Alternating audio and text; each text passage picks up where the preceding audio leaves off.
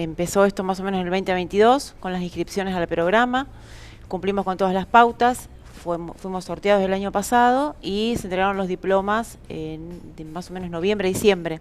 Sí, y bueno, todavía estamos a la espera de la entrega de los lotes y no un detalle menor que nombraste acerca de que las tierras todavía no son ni siquiera del municipio, son de Nación, así que bueno, el lunes vamos por eso también.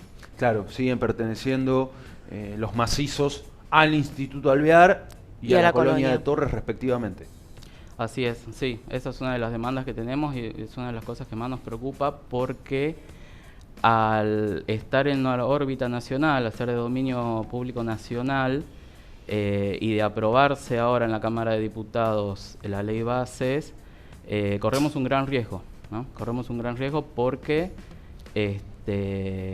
la ley dispone, entre otras cosas, que cualquier predio público de dominio nacional pueda ser privatizado, ¿cierto? Entonces, lo que nosotros estamos exigiendo es que el Estado Nacional cumpla con este convenio que está incumpliendo, ¿no? Porque hay un convenio firmado entre el municipio y el Estado Nacional y desde la asunción de mi ley, desde el 10 de diciembre, que la obra pública se ha cortado. Sin embargo, las obras en los barrios ya se había paralizado desde el mes de noviembre, ¿no? Desde antes. Sí, en medio del proceso electoral y con lo que significa eso, más la burocracia del Estado desde siempre, se paró un montón de obra pública ya octubre, noviembre, definitivamente del 10 de diciembre para acá. Así es. Entonces nos preocupa esto, ¿no? Que se resuelva, digamos que lo que vamos a pedir el lunes al Consejo Deliberante es que se desglose nuestro reclamo, que por un lado tenga un tratamiento de este tema del dominio de la tierra, porque nos preocupa mucho, que no necesariamente está atado a la cuestión presupuestaria, ¿no es cierto? Es decir, queremos que se haga el traspaso de tierras y que se resuelva lo presupuestario, pero que no esté atado una cosa a la otra porque sabemos a qué nos estamos enfrentando, sabemos que la respuesta probablemente sea que no. Como vos bien dijiste, la Secretaría, la SISU, pasó de ser Secretaría a Subsecretaría y con el recorte de ministerios dejó de depender del Ministerio de Desarrollo, que no existe más, y pasó a depender del Ministerio de Economía. Es decir, que hoy en día el subsecretario a cargo de la SISU no tiene, como no tiene rango de secretario, no tiene la posibilidad de disponer fondos.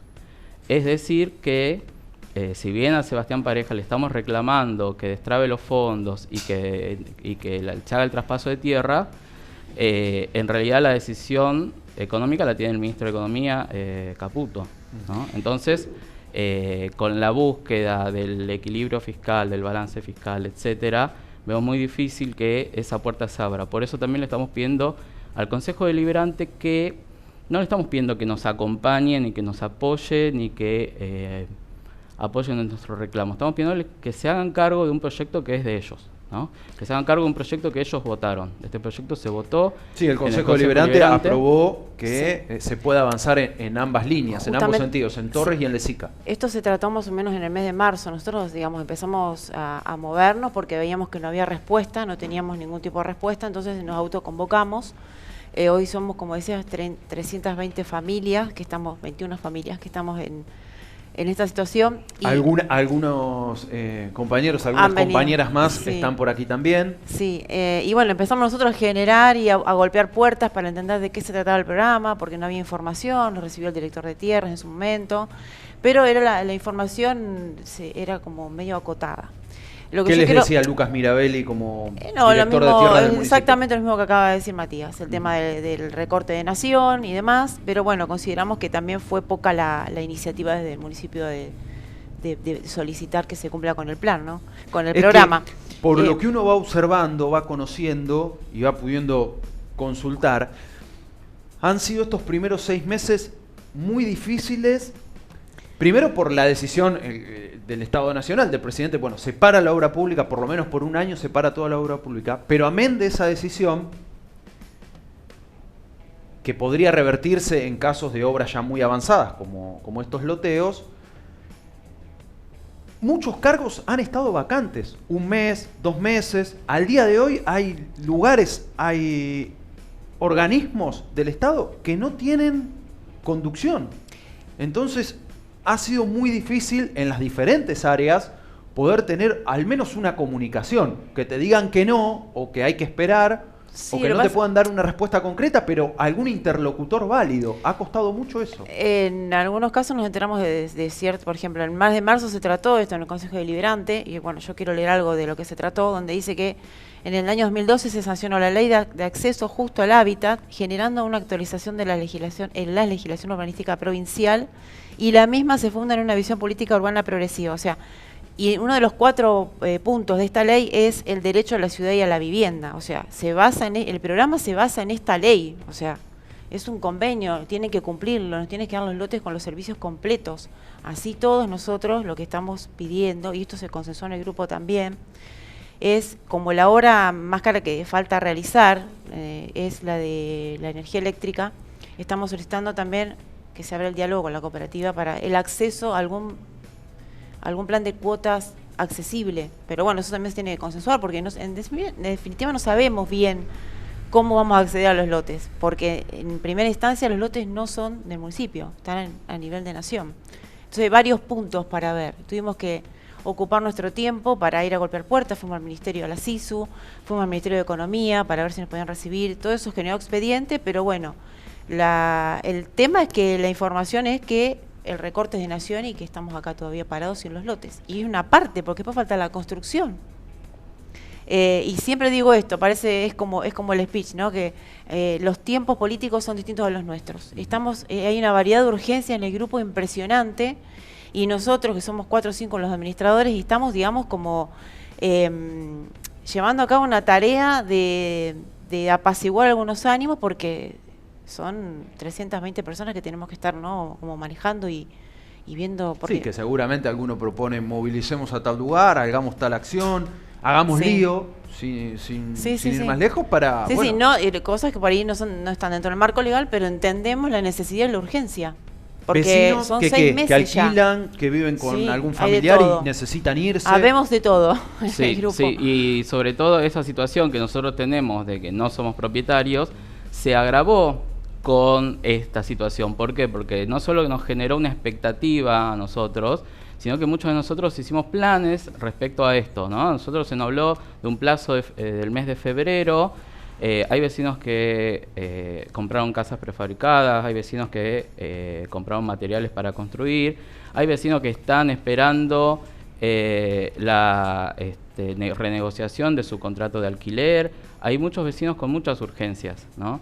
Y consideramos que esto se agravó por justamente esta promesa, esta esperanza que se nos generó, y que hoy en día prácticamente no tenemos nada. El déficit habitacional, al principio de la introducción que hacía, es verdaderamente uno de los grandes problemas que tiene Luján. Son trabajadoras que difícilmente puedan acceder a un pedacito de tierra en la forma...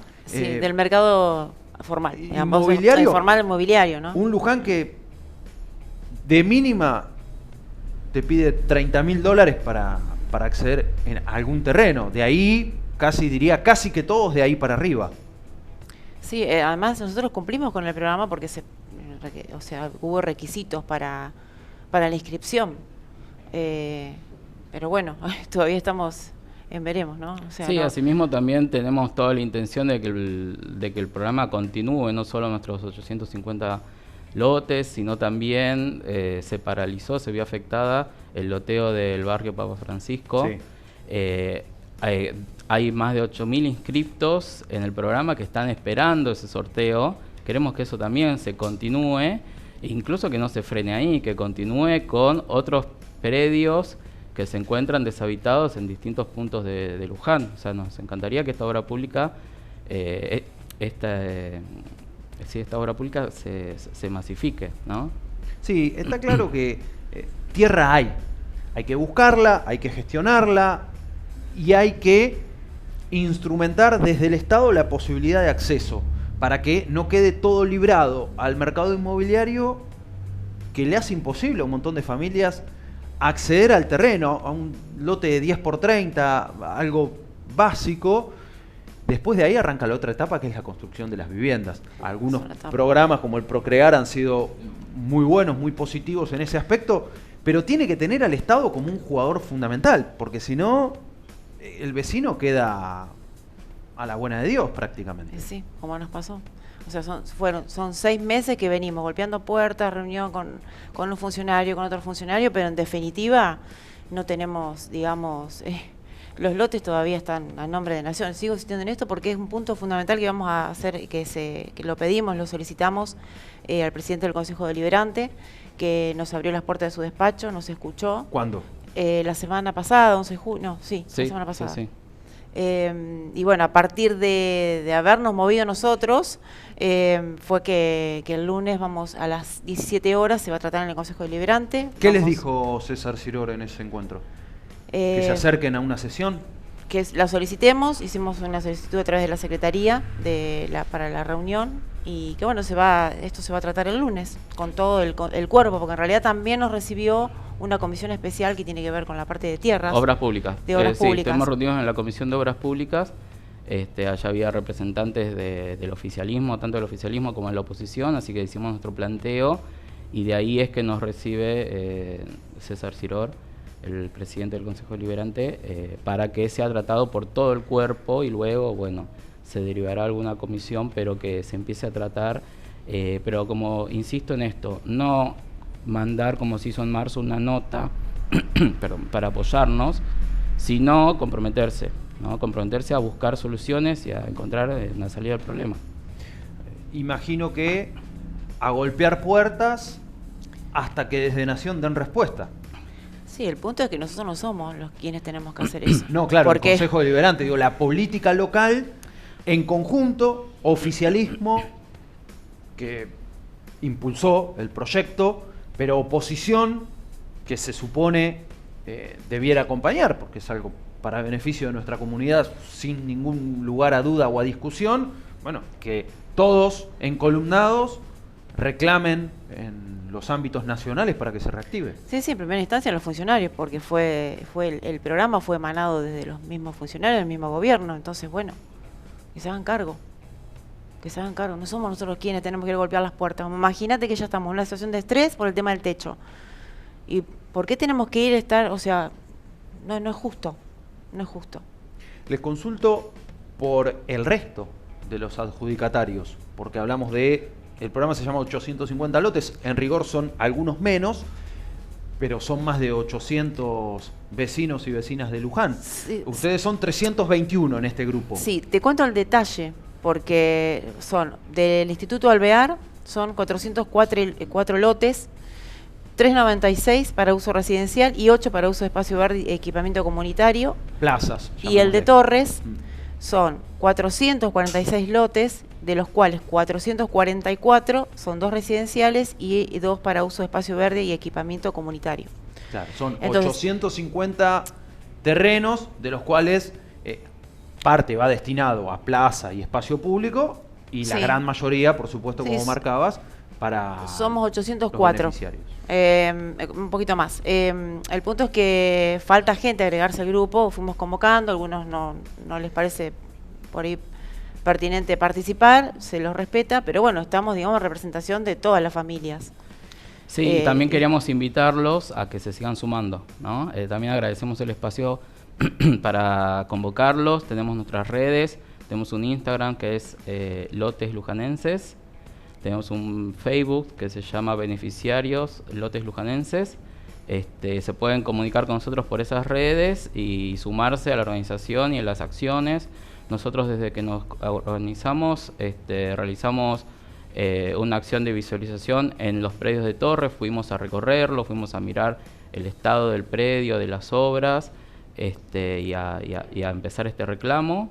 También en medio hubo, perdón, si quieren darnos sus miradas al respecto, porque en medio de la paralización de la obra hubo lo que para mí es, mi opinión, lisa y llanamente una operación mediática y política de manual para desacreditar el trabajo de la SISU, que el propio funcionario de Milei, Sebastián Pareja, resaltó como posiblemente la única área del gobierno de Alberto Fernández que funcionaba bien, con obras que efectivamente se ejecutaron o que se encontraban en ejecución.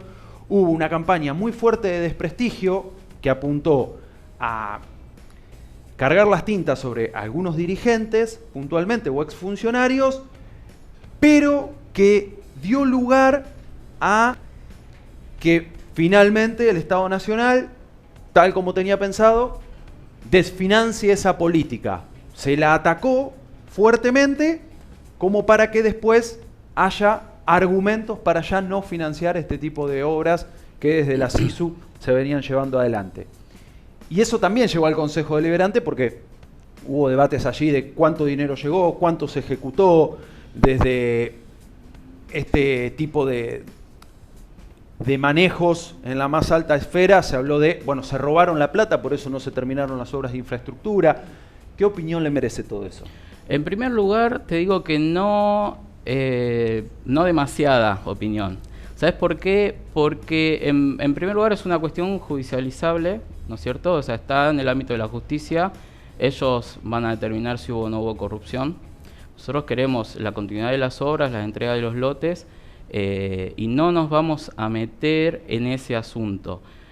Por otro lado, porque nosotros vos podés entender que de un sorteo, que fue un sorteo público, que se vio por las cámaras, las bolillas que sacaban los niños, etcétera, con escribano, esas 850 familias, todos tenemos visiones políticas distintas. No somos ni oficialistas ni opositores, cada uno votó lo que votó, ¿no es cierto? Entonces nosotros no podemos, como beneficiarios, decir nos ponemos del lado de tal, nos ponemos del lado de cual. Cada uno tiene su opinión personal, pero como representante de un grupo mayor no podemos posicionarnos en ese juego político que está.